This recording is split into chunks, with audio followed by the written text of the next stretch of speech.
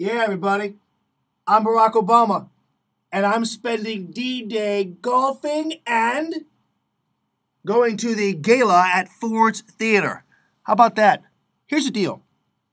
Okay, so he wasn't golfing, but he may as well have been, because did you hear him mention one time on Sunday, anything about D-Day?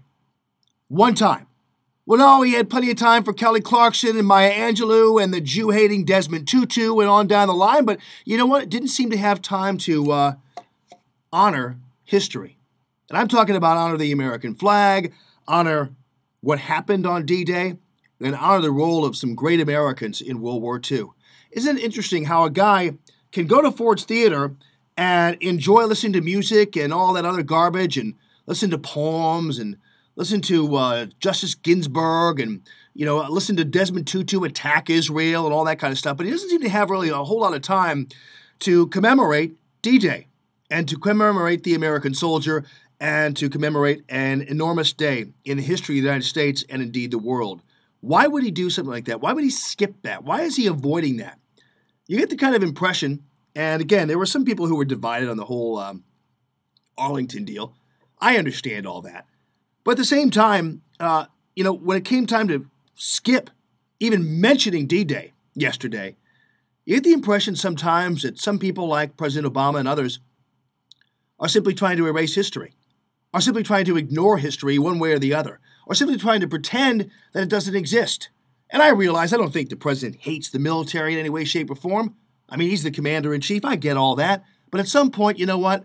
When are we going to have some leadership in this country that honors the very things that are important to American citizens? Not just the military, but anything else for that matter, religion, what have you. But you know what? The White House, we don't have any leadership in that way.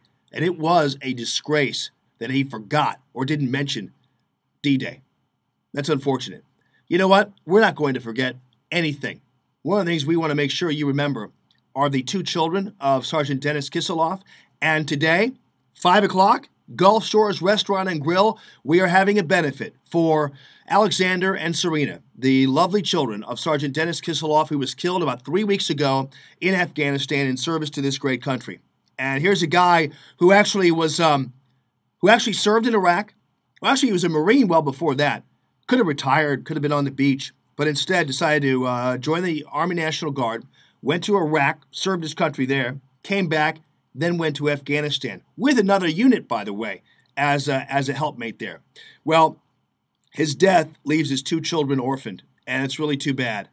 His wife, a while back, died unexpectedly, and so, the military was kind of the only job that Sergeant Kisseloff knew, and his parents are great parents. They took care of the babies while he was serving his country, and now these babies are without their dad. Great dad. You can see it on the All in the Morning Facebook page, which is located right there at 971talk.com, as well as My Electric Stove. So you can check that out. But I hope to see you tonight at 5 o'clock, and I hope you can be there. We're going to be raffling off a ton of stuff. I mentioned this before. We're going to be doing an Al Hrabowski gift basket, Novak Jewelers necklace, 2 tickets to the Bold Fresh Tour, all kinds of great stuff. Thanks to all of you listeners and all of you folks who have stepped up and given this to the kids. And it's not really about, funding their education. That's already taken care of. It's about diverting them, giving them enough money and their grandparents enough money to maybe take a trip or do something like that, something that'll be fun and take their mind off of what's happening. You know what I'm saying? We love these kids. They're patriot kids, and we appreciate their sacrifice to this great country and, of course, the sacrifice of their fabulous dad, Sergeant Dennis Kisseloff. Don't forget also about the electric stove, where I have the stuff about Helen Thomas on it. My goodness gracious. It's one thing just to be having your own opinion unabashedly. It's another thing simply to hide it and veil it in your questions that you present to the administration in the White House press room. Why she still has a front row seat is beyond me, but you can see all that garbage from Helen Thomas on Alma's Electric Stove at 971talk.com. Thanks for listening to Alma in the Morning and Common Sense Radio. And thanks for, instead of practicing your putting, paying attention to this country and to common sense. All right, y'all. But, practice your putting all you want. I'm just saying. Yeah.